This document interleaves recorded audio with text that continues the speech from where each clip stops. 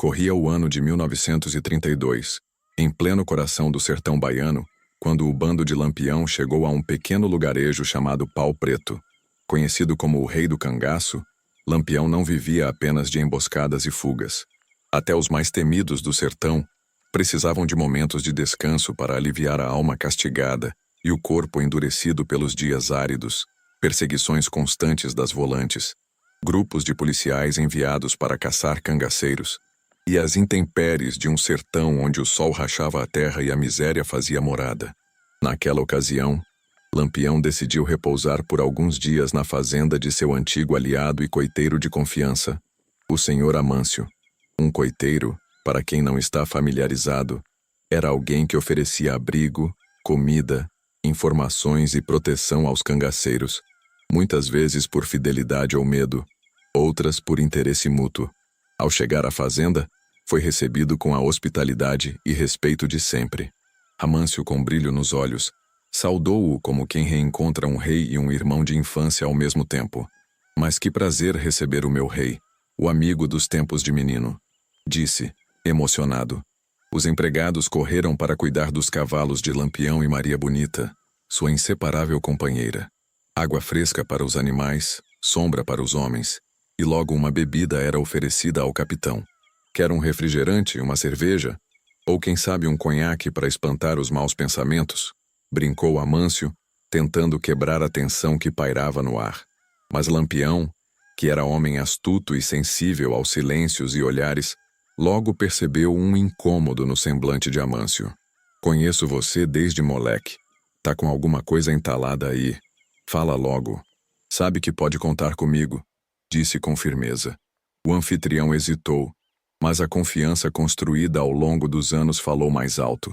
Então, Amâncio revelou a tragédia que lhe tirava o sono.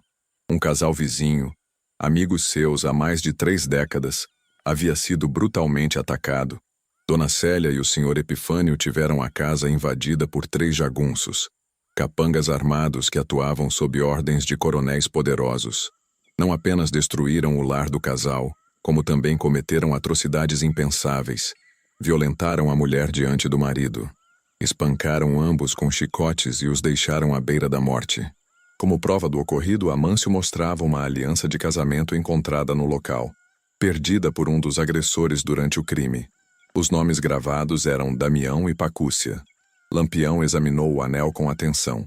O nome Damião acendeu uma memória incômoda. "Esse nome me é familiar.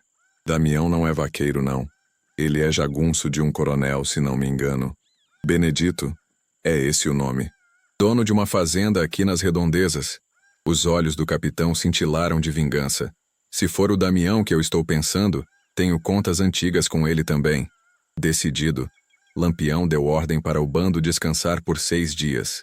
Precisavam estar fortes e lúcidos. Passado o tempo, ele chamou Luís Pedro, um dos mais inteligentes e discretos membros do grupo, e mais 4 homens de confiança, todos experientes e astutos. A missão era clara: infiltrar-se na fazenda do coronel Benedito, descobrir se o tal Damião era mesmo o responsável e, se fosse, preparar o cerco. Luís Pedro, disfarçado de vaqueiro, partiu com outro cangaceiro conhecido como Mergulhão. Na porteira da fazenda foram recebidos por 6 homens fortemente armados. Com voz e postura alteradas, Luís Pedro se apresentou como um peão em busca de trabalho. Fingiu humildade, mas passou confiança. Os capangas revistaram ambos, e ao não encontrar armas, os deixaram entrar. Logo foram contratados, um para cortar cana, o outro para lidar com o gado. Conforme o combinado, Luís Pedro, agora infiltrado, fez soar um apito disfarçado de canto de ave. Era o sinal para seus companheiros escondidos na mata. A missão estava indo conforme o planejado. 3 dias depois, jamais à vontade entre os trabalhadores, Luís Pedro armou sua próxima jogada. Debaixo da sombra de um umbuzeiro, durante o almoço, comentou casualmente sobre o nome estranho de sua esposa, inventando uma mulher chamada Fakedoid. O comentário arrancou risadas, e outro vaqueiro retrucou com ironia, dizendo que nome feio mesmo era o da esposa de Damião, chamada Gerardina. Luís Pedro sorriu internamente. Estava tudo se encaixando. A partir daquela conversa casual sob o umbuzeiro, Luiz Pedro teve a confirmação que precisava. O Damião da fazenda era o mesmo que havia cometido a barbárie contra o casal amigo de Amâncio. Agora, ele precisava da prova final. A ligação direta com os outros dois comparsas, Ernesto e Pacheco. Sem pressa, jogou mais um verde. E como é que alguém perde uma aliança de casamento? Aquilo não sai do dedo nem com sabão, comentou rindo. O outro vaqueiro, sem perceber a armadilha, respondeu com naturalidade. Rapaz, foi numa dessas saídas com o Ernesto e o Pacheco. Esses três vivem folgando juntos, saem sem dizer para onde vão, somem e voltam mudados. Um dia o Damião chegou cuspindo fogo, dizendo que tinha perdido a tal aliança. Pronto. Agora Luiz Pedro tinha os 3 nomes confirmados. Sem levantar suspeitas, esperou a noite cair para executar a segunda etapa do plano. Enquanto os outros trabalhadores dormiam, ele saiu sorrateiramente do alojamento, deslizou por entre as sombras e se embrenhou no mato onde seus companheiros aguardavam. Ali, sob o luar tímido do sertão, explicou o que sabia. É ele mesmo. O Damião é o moreno claro, forte. O Ernesto é o galego de cabelo de fogo e o outro, Pacheco, é um preto retinto com um nariz que quase ocupa o rosto inteiro. Agora, para pegar esses 3 sem perder homem nem levantar poeira, vamos precisar de um plano arriscado. Que Lampião já deixou tudo alinhado caso fosse necessário. O plano era ousado. Raptar o filho do coronel Benedito, um menino de apenas 10 anos. Seria a moeda de troca, o único jeito de atrair os jagunços até a armadilha, sem levantar suspeitas. Luiz Pedro, com a frieza que a vida no cangaço exige, roubou a chave do quarto do garoto e, ao sinal combinado, um longo assobio imitando o canto de uma coruja, os cangaceiros se posicionaram ao redor do coqueiro mais alto do fundo da horta, bem de frente para a janela do menino. Em poucos minutos tudo estava feito. Taparam a boca do garoto com um lenço para que não gritasse, montaram nos cavalos já arreados e desapareceram na escuridão da madrugada. Quase ao amanhecer, Luiz Pedro passou por um pequeno vilarejo. Viu um homem enchendo um pote com água de uma bica pública. Sem hesitar se aproximou. O sertanejo, ao ver os cangaceiros, empalideceu. Luiz Pedro foi direto. Você vai fazer um favor para mim, senão a desgraça vai bater na sua porta. O homem, tremendo, assentiu com a cabeça. Com voz firme, Luiz Pedro ditou o recado. Vai até a fazenda do coronel Benedito e diz que se ele quiser ver o filho vivo, tem que mandar Damião, Ernesto e Pacheco para buscar uma encomenda na fazenda Pau Preto. Pela manhã. Só pela manhã. Senão pode se despedir do menino e da fazenda inteira. Lampião vai botar fogo em tudo. E aqui tá 100.000 réis. Mas se tu não for, eu volto. O homem, apavorado, prometeu que entregaria o recado sem erro. No mesmo dia, já em desespero, o coronel recebeu o aviso. Ao saber que o filho ainda estava vivo, sentiu um alívio que quase o fez cair de joelhos. Com medo do que Lampião poderia fazer, ordenou que os 3 homens partissem imediatamente para a fazenda Pau Preto, exatamente no horário combinado. No dia seguinte, ao primeiro raio de sol, os 3 jagunços cruzaram o portão da fazenda, sem saber que estavam entrando na boca do lobo. Montados em seus cavalos confiantes, sequer imaginaram que estavam sendo observados por 25 cangaceiros, todos armados até os dentes. Quando adentraram o terreiro, foram cercados num estalo. Em poucos segundos, estavam desarmados, amarrados em 3 troncos do quintal, lado a lado. A armadilha funcionara perfeitamente. Amâncio, testemunhando a cena, virou-se para Lampião e disse com admiração nos olhos: Agora entendo por que o chamam de rei do sertão, e também de assombração. Você aparece e desaparece no meio da caatinga como um vulto. O que você fez? Trouxe esses cabras aqui como se os tivesse invocado com reza braba. A capangada caiu na risada. A tensão havia dado lugar à certeza de que a justiça finalmente seria feita. Lampião então mandou buscar o casal vítima da selvageria. Quando chegaram, Lampião apontou para os 3 amarrados e disse com frieza: Esses são os covardes. Façam com eles o que acharem justo. Eu só vou assistir. Embora meu estômago esteja embrulhado hoje, Dona Célia, mulher de fé e coração ferido, olhou fixamente para os 3 jagunços amarrados. Seu semblante carregava a dor de quem perdera muito mais do que bens materiais. Carregava o peso do trauma, da violência e da vergonha imposta por aqueles homens. Lampião, observando-a com respeito, deu-lhe o direito de decidir o destino deles. Mas ela, com voz serena, respondeu: Capitão, eu lhe agradeço, mas justiça não se faz com as próprias mãos. Isso é pecado. Eu já os perdoei. Um silêncio desconfortável pairou no ar, mas foi rompido por Epifânio, seu marido, que parecia engolir brasas vivas. Seus olhos estavam injetados, a boca trêmula, e o corpo, tomado por uma fúria silenciosa, parecia prestes a explodir. Perdão, nada! Bradou com voz rasgada. O que vou fazer não é vingança, é justiça. Virou-se então para Lampião com o olhar firme de quem não recuaria. Me dá um punhal, capitão. Lampião, sem dizer palavra, estendeu-lhe uma faca com cabo entalhado. Uma peça antiga, símbolo de muitos acertos de conta no sertão. A capangada ao redor caiu na risada, como se pressentissem o desfecho cruel. Epifânio virou-se para a esposa e com voz baixa pediu: Vai para dentro, Célia. Isso aqui não é cena para se guardar na memória. Ela hesitou por um instante, mas obedeceu. Então, ele caminhou lentamente até os 3 homens, agora pálidos, suando frio e com os olhos arregalados. Era curioso como o destino tem seus próprios caprichos. Damião, o mais forte deles, quase 2 metros de altura, peito largo como porta de igreja, começou a chorar feito menino. Sua voz, antes arrogante, agora tremia como folha seca ao vento. Pelo amor de Deus, não me mata. Eu estava bêbado. Eu não sabia o que fazia. A vergonha lhe escapava pelas pernas. Havia se mijado de medo. Epifânio não disse nada. Apenas virou a cabaça de cachaça que trazia no cós e bebeu quase metade de um gole só. Precisava de coragem líquida para o que viria. Agora também não sei o que estou fazendo, murmurou, os olhos vidrados. Só sei que tem que ser feito. O punhal reluziu sob o sol do sertão. E então, com a precisão de um vaqueiro experiente que já havia degolado muito mais que reses, Epifânio começou a distribuir facadas nos 3. Um a um, cada golpe cortava não apenas carne, mas anos de opressão e injustiça que os pequenos do sertão acumulavam no peito. A cada estocada, um pedaço da dor era devolvido. O sangue tingiu a terra dura do terreiro, escorrendo em filetes grossos entre as pedras e formando poças vermelhas que pareciam gritar por todos os que jamais tiveram chance de fazer justiça. Nenhum cangaceiro moveu um músculo. Alguns, com feições sérias, apenas observavam. Outros fumavam em silêncio como se aquele ritual violento fosse parte do cotidiano. E de certa forma era. Quando tudo terminou, Epifânio caiu de joelhos, suando, ofegante, a faca ensanguentada ainda na mão. Não sorriu, não comemorou.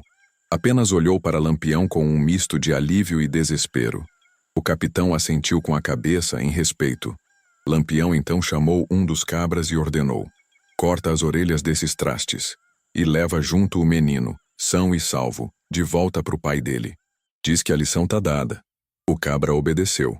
Pegou um pano, embrulhou as 6 orelhas, colocou junto uma carta escrita por Lampião, ditada na verdade, já que ele mesmo pouco se ocupava da escrita, e partiu com o garoto nos braços, que chorava baixinho, mas ileso. Naquela manhã, o sol pareceu brilhar com um peso diferente. Não havia comemoração, apenas silêncio. O tipo de silêncio que só o sertão conhece, pesado, espesso e cheio de significados não ditos. A notícia da execução sumária dos 3 jagunços espalhou-se pelo sertão como rastilho de pólvora. Em cada beirada de estrada, em cada feira e venda de beira de estrada, havia alguém sussurrando sobre o que acontecera na fazenda Pau Preto. E mais do que a vingança em si, o que causava espanto era a maneira como Lampião orquestrara toda a emboscada, com inteligência, precisão e sangue frio. Muitos se calaram de medo. Outros, em segredo, aplaudiram a justiça feita por mãos próprias, já que a justiça oficial parecia esquecer o povo miúdo do sertão. Na fazenda do Coronel Benedito, o menino chegou são e salvo, ainda assombrado com tudo o que vira e ouvira. Junto ao pacote com as orelhas dos mortos, havia uma carta seca, objetiva, ditada por Lampião. Aqui estão os restos dos teus cães. Aprenda que quem mexe com o inocente vai responder. Aqui é Lampião, cabra que honra a palavra e não deixa sofrimento barato. O menino tá vivo porque tu teve juízo. Da próxima vez, nem reza tira o fogo. Ao ler a carta, o coronel sentou-se sem forças na cadeira de couro trançado. Pela primeira vez em anos, sentiu medo real. Sabia que o bando de Lampião não era apenas um grupo de cangaceiros qualquer. Eram estrategistas, justiceiros do povo, e agora lenda viva em movimento. Temendo represálias de outros coronéis aliados dos jagunços mortos, Lampião não permaneceu por muito tempo em Pau Preto. Após mais 2 dias de descanso, já com os homens alimentados e prontos, partiu na calada da noite. Mas antes de ir, fez questão de reunir toda a população do lugarejo em frente à pequena igrejinha de barro batido. Subiu num caixote velho e com voz alta, firme e sem rodeios falou: "Quem mexer com mulher do sertanejo vai encontrar minha faca. Quem invadir casa de inocente vai encontrar meu chumbo. E quem proteger covarde, vira cúmplice. Nós somos o que vocês têm. A lei dos coronéis não vale nada aqui. É no fio da peixeira que a justiça chega." A multidão silenciosa escutava sem piscar. Ali, Lampião não era mais só um cangaceiro. Era símbolo. Era escudo e espada do povo. Ao final da fala, Lampião desceu do caixote, subiu no cavalo com Maria Bonita e partiu ao lado de seu bando. A poeira levantada pelos cascos dos animais se misturava ao alívio e à esperança daquele povo, que mesmo temendo as consequências, sentia que, ao menos por um tempo, estavam protegidos.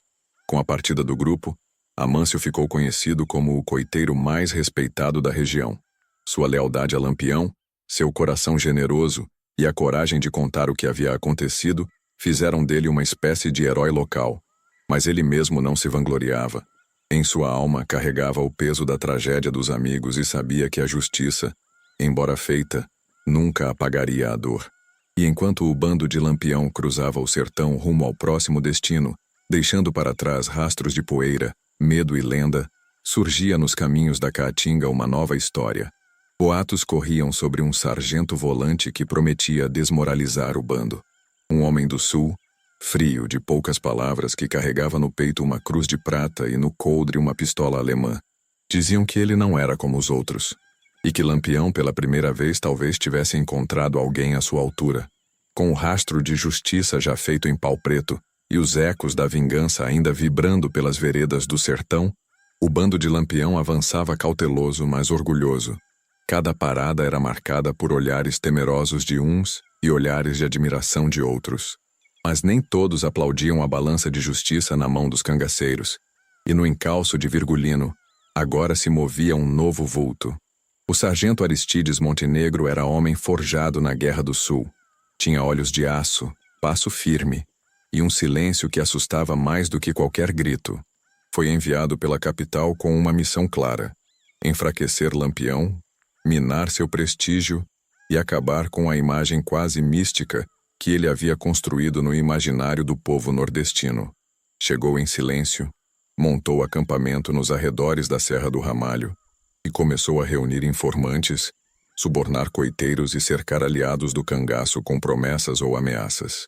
Ele não corria atrás do bando. Fazia com que o bando viesse até ele lentamente. Lampião, por sua vez, começou a perceber que os ventos haviam mudado. Algumas casas, onde antes recebia café e pão, agora se trancavam ao longe. Alguns rostos conhecidos evitavam o olhar. O medo ainda estava lá, mas era outro tipo.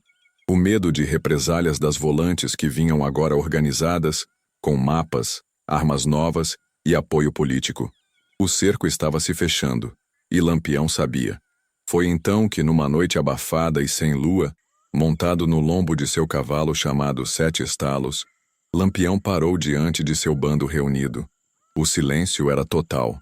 As fagulhas da fogueira dançavam no ar, e os olhos atentos dos cabras esperavam suas palavras.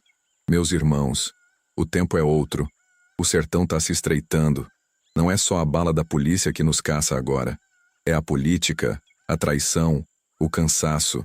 Mas se é para cair, que seja de pé, com o nome limpo e a cabeça erguida. A morte não me mete medo. O que me mete medo é morrer em vão. Ninguém ousou falar.